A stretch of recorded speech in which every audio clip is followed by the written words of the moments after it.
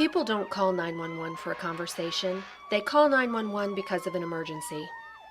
There are 7 divisions of the Jacksonville Fire and Rescue Department. That's 1,225 people whose efforts and equipment perform duties like responding to an average of 114,000 calls for emergency service each year. Everything from minor injuries to major medical problems, from 3-alarm fires to hazardous materials incidents. Structure fires accounted for about 10 to 15% of the department's activity last year. A house fire can be very chaotic, but firefighters attack the problem in a very organized manner. My primary job when responding to a structure fire is to ensure the safety of all civilians and firefighters that are en route or on scene to the fire. Initially, when we arrive on the scene, the first unit will do what we call take command of the fire, and they will direct the rest of the units. Once the chief officer arrives on the scene, we take control of the fire, and our primary goal is to first of all rescue any trapped occupants, and our secondary goal is to locate the seat of the fire and extinguish the fire. Once we accomplish those 2 goals, then we can focus on preserving any contents and preserving the structure itself.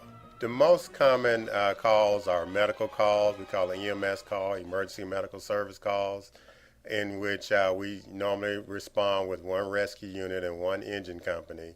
And they're usually either sick persons suffering from cardiac problems or breathing problems, or they are trauma calls, and the most common trauma call is a car accident.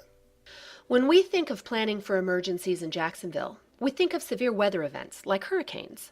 But dealing with the effects of a tropical storm is just one part of the responsibilities of JFRD's Emergency Preparedness Division.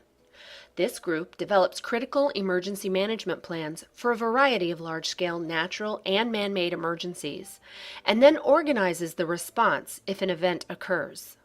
Disasters are usually, we put them into 2 categories. Either they're natural or they're man-made. So we do have plans and prepare for any kind of terrorist activities, whether it's biological, chemical. The other man-made things are like mass casualty incidents. We have the pandemic plan that deals with any kind of larger medical emergencies. The other area, of course, is the natural. So we talk about severe weather, which is Florida is a huge thing. Lightning, severe thunderstorms. We also talk about tropical weather, so we have hurricane plans.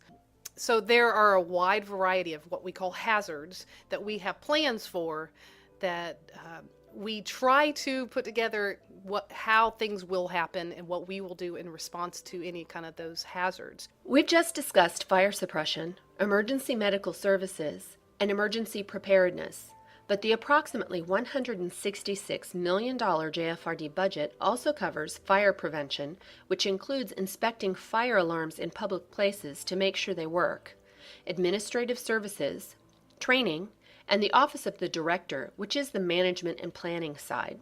You can learn more about how your tax dollars are spent by reviewing the budget information on myjacksbudget.com.